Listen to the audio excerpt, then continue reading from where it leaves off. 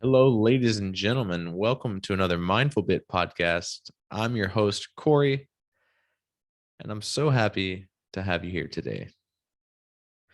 Today, we're going to be discussing the nuances of curiosity. I do have the tagline, stay safe, stay curious, stay mindful. In my last podcast episode, we took a deep dive into the stay safe portion of the tagline. But today, wanted to dive into what does it mean to stay curious? And why is that so important? And how has that impacted my life?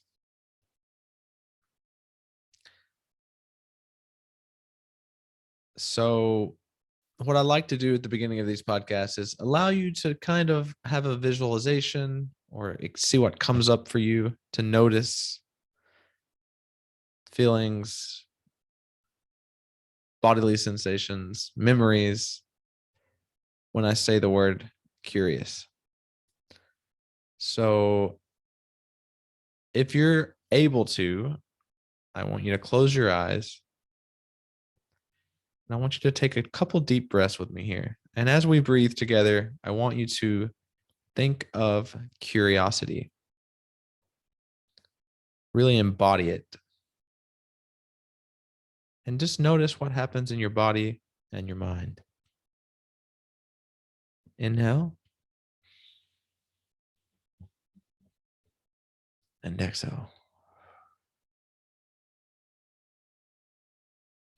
Inhale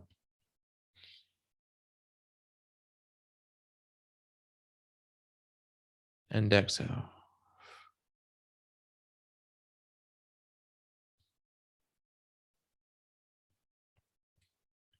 Take a moment and sit with your curiosity. Is it easy for you to relate to the word curious? Is it something that feels foreign to you, distant, maybe abstract?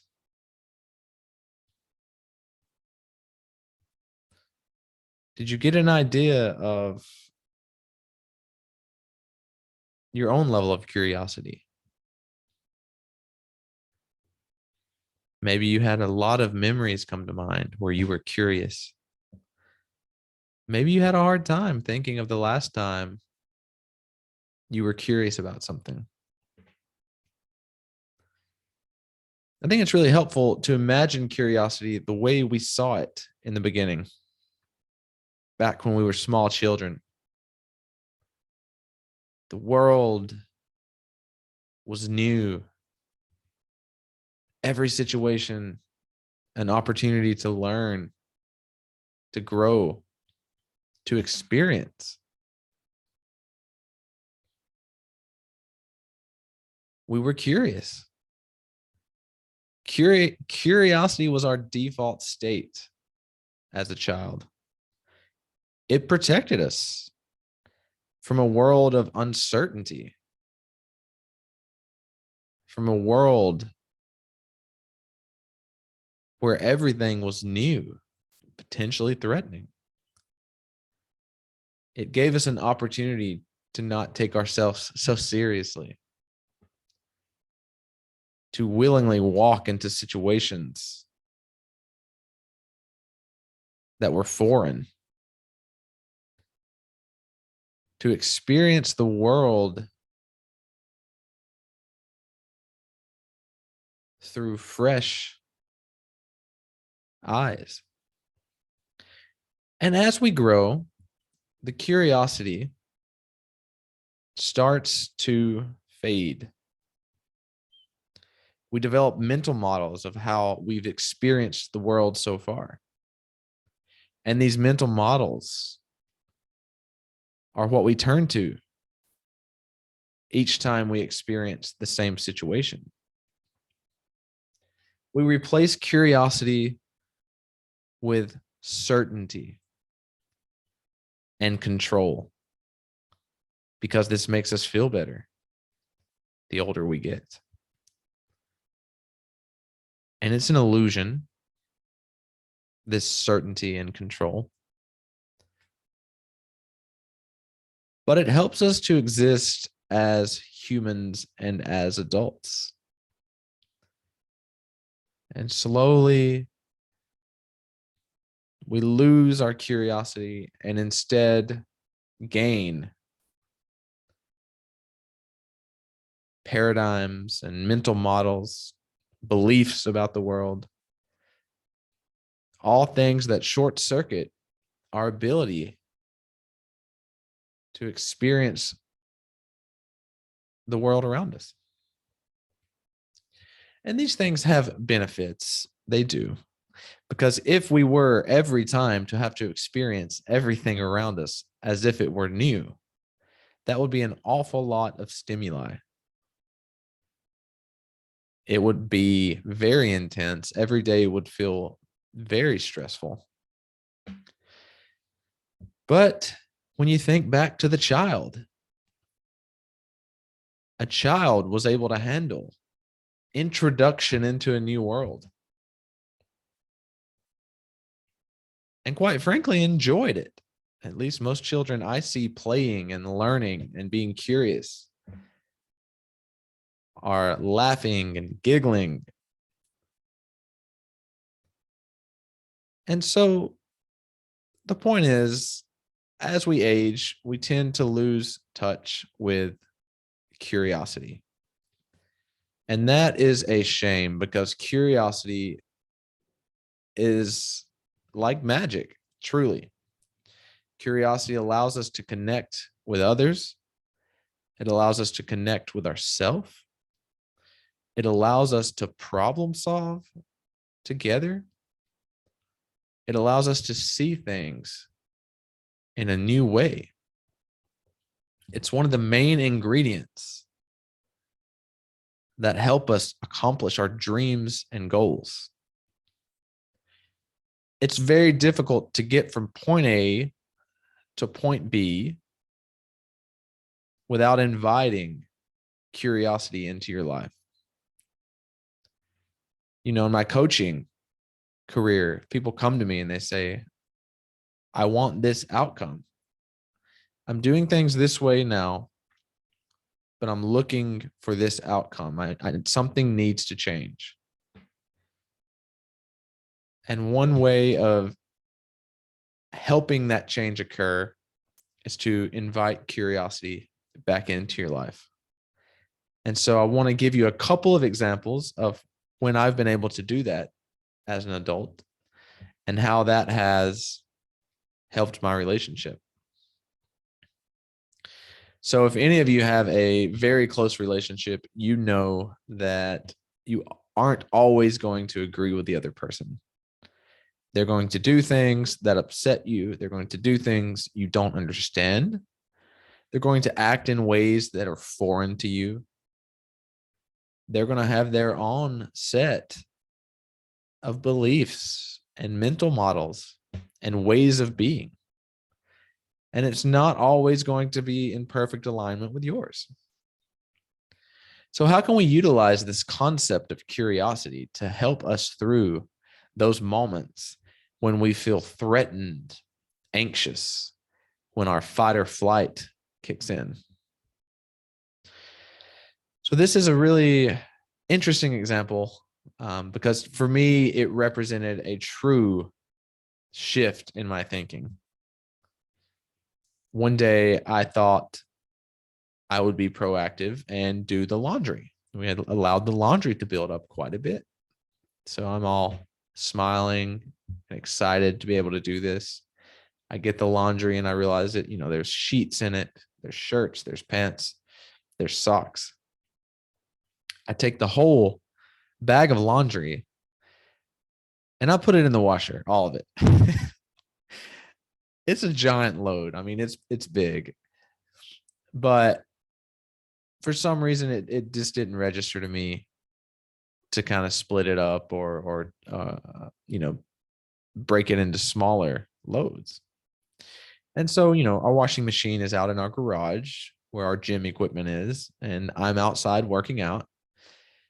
And I noticed Javier come out to check the laundry, kind of change it over, and I just notice he's frustrated. I just know that he's upset about something by his body language. And my initial reaction was, wow, I cannot believe he's mad that I'm doing the laundry. And I was very frustrated that I thought I was doing something good and it elicited a reaction of frustration. And so, when that happens, all of a sudden your space feels threatened. I felt threatened and frustrated and anxious, and I noticed myself bringing in a negative energy into our space. And so the first way I invited curiosity in is I became curious about what I was feeling and how it was going to impact our relationship. I thought to myself, is this type of response warranted? I'm curious, Corey, is this type of response warranted? How is this type of response serving you? What type of energy is this bringing into the relationship? What kind of standards are you setting for the relationship you want to have by getting really upset over this small thing? I invited curiosity in, began to look at it that way. And as I was being curious, I was asking myself, I'm curious, Corey, how do you want to show up in this situation? How would you like to feel? How would you like to be? Because what you're doing right now is an old narrative. This is what you've learned in the past. This is how society has told you should react to this. This is what you expect to happen. This is the same old story. And I'm curious, Corey, do you want to play that story again? Because you know where it's going to go. Or do you want to change? Do you want to do something different? Do you want to act in a new way? And I did. I was curious. I said, I'm curious what'll happen if I just go talk to him about this and find out what he's feeling. And so I stopped working out. I went back inside. He was upstairs folding the clothes, I believe. And I said, Hey, Javier, I noticed that you seemed really frustrated by the way that I did the laundry, and I just want to check in, and I'm curious to know what I could have done differently, or moving forward, how I could improve, because I don't want to see you frustrated. And he softened immediately. That was a opportunity for him to let go of the energy he was feeling as well. And we both softened together into the space, and we talked about it, and we laughed about it, and we folded the laundry. And to me, that's just a beautiful representation of a crossroads. The crossroads of executing the same old narratives and mental models versus inviting curiosity in, letting go of control, experiencing the world in a new way. It can be scary. It can be scary because I didn't know how he would react. With curiosity, you have to have trust and faith in yourself and in the process. And it's scary to let go of these old mental models that guarantee you a certain result, even if that result isn't what you want. At least it's certain. At least you know what to expect. At least you can plan for the outcome. But when you invite curiosity in, you're inviting a brand new way of being. You're inviting the opportunity to improve, the opportunity to learn, and the opportunity to connect.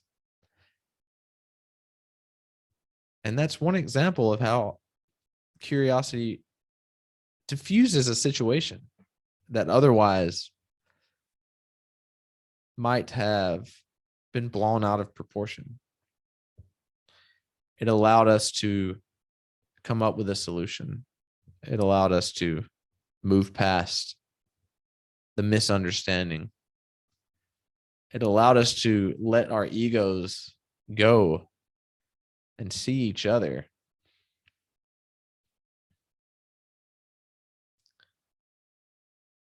So what can you get curious about? What can you get curious about in your life? And how might that curiosity transform your current way of being? Another example I have with Javier is the fact that he knows this is true. I'm not bad mouthing him. His culturally, Mexican culture is being on time isn't a big deal. Apparently being punctual is a very Western culture ideal. And so I grew up where being on time was truly valued and very important and was shown as a sign of respect. And he grew up in a house where that wasn't the case. And so for a while in our relationship, that caused friction. When he would be late, I would associate that with all of the old mental models that I learned, with all the old patterns. I would try to find out what it meant. What does this mean? He's showing up late to our dates. Every time we go somewhere together, we can't seem to be on time. What does this mean?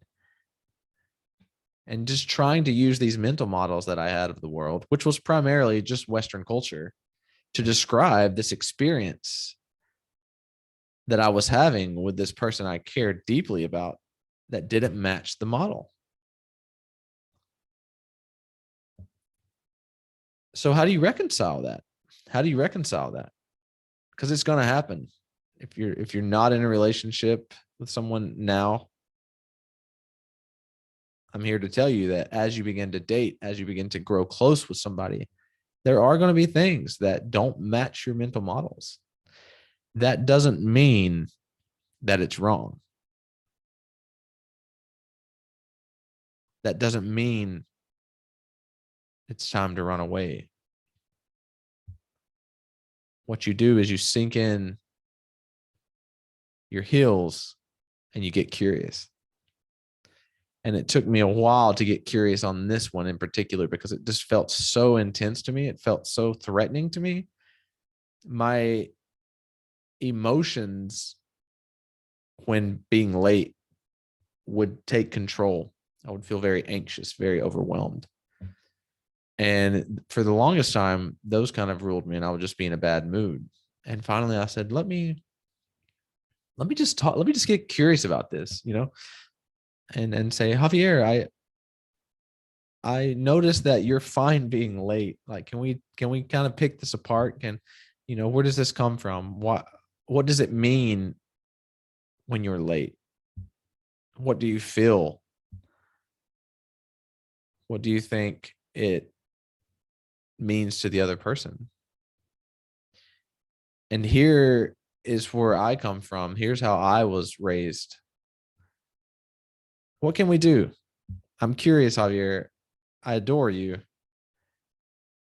What can we do to kind of meet in the middle here? How can we solve this? I'm curious, how can we solve this? And we talked. And as soon as you come to the situation with curiosity, it's permission. It's almost permission to solve the problem. You're bringing in an energy and you're giving the other person an out, a way to talk to you, a way to feel heard and seen. And they are coming from a place at that point of safety where they feel like, okay, this person gets it. They really want to understand why. And because they want to understand me, I'll do what I can to understand them. And together, maybe we can come up with something that works for both of us. So we did. Javier and I, our solution was we created a shared Google Calendar called Timely Things. And we decided that not everything we need to be on time to, but some things we do. And so the things that we really need to be on time to, we put in this calendar. And it's worked really well. It's worked really well for us. And that's been another example of how curiosity really helped me. I mean, that was a really tough one for me, just because punctuality was so ingrained into my mental model, and it was associated with so many character traits that I valued. And I'm not saying that you need to change your entire mindset for someone, but what I'm saying is, if there's someone in your life, family, a loved one, a partner, that doesn't see things the same way you do, or has a different mental model or different experience, to welcome that experience in with curiosity instead of immediately being threatened by it and seeing it as a bad thing. If you can rewire your thinking to see it as a positive opportunity to learn and grow closer with this person, then you'll be in great shape. You'll be in wonderful shape. So that's just an example of curiosity and relationships. What about curiosity and your professional life? How often are you embodying curiosity at work? We all know the story of how there's a meeting going on and someone asks, well, why are we doing it this way? And the person responds, we've always done it that way. We've always done it that way. Curiosity would allow you in the workplace to pick that type of thinking apart, but it really has to come from an authentic place. Imagine the meeting where something just isn't really sitting right with you. Think about how you could get curious and express that curiosity in a way that is productive and conducive to the conversation. It might look something like, hey, Paul, I'm really curious why we decided to implement it this way. And then you let Paul talk. Curiosity isn't control. I'm not telling Paul how I think we should implement it. I'm not telling Paul why I think the current implementation is wrong. I'm curious and asking Paul, why? Why do we implement it this way? There's a difference between saying, I'm curious why we implemented it this way, versus why in the world did we implement it this way? One of them is going to cause Paul to want to work with you in the future. One of them is going to make Paul very defensive, and he's going to immediately shut down.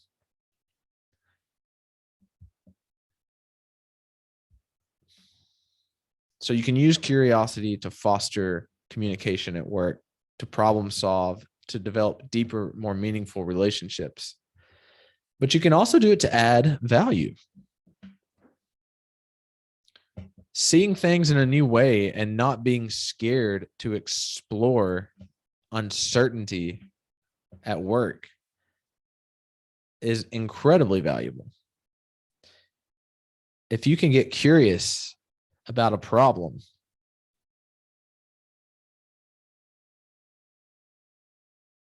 truly curious about it, there's a lot of potential for you to come up with a unique solution. You can ask yourself questions. Why are we doing it this way? Are there any other ways we could potentially be doing this? I'm curious why we're solving this problem in the first place. I'm curious about how this is going to impact the other business units. And curiosity is it's light. It's light. That's the one thing I want you to take away. It's light. It's playful. The energy surrounding curiosity is warm. It creates safety. Imagine it as the manure. I was trying to think in a flower bed, the potting soil, perhaps, maybe, it just makes for a ripe growing opportunity. It allows people to blossom and grow, and gives people permission to be vulnerable with you because you're curious.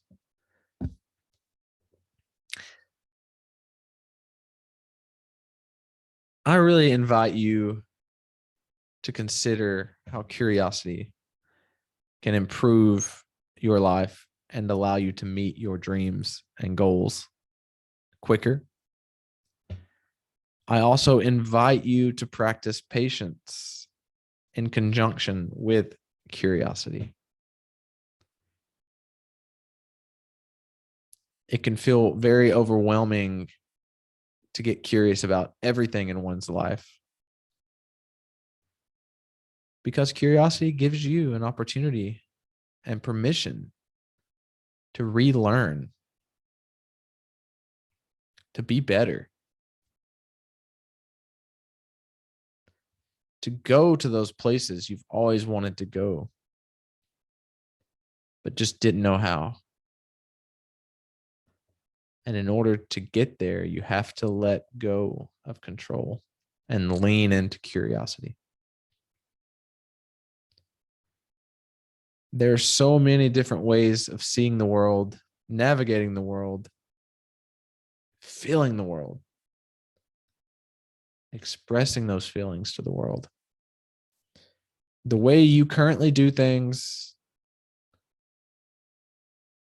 is because of the way that you were raised and the mental models you have, but they can be changed. If there's a willingness to change, they can be changed.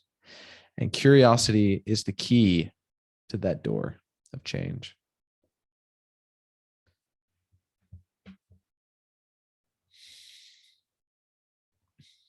Thank you so much for listening.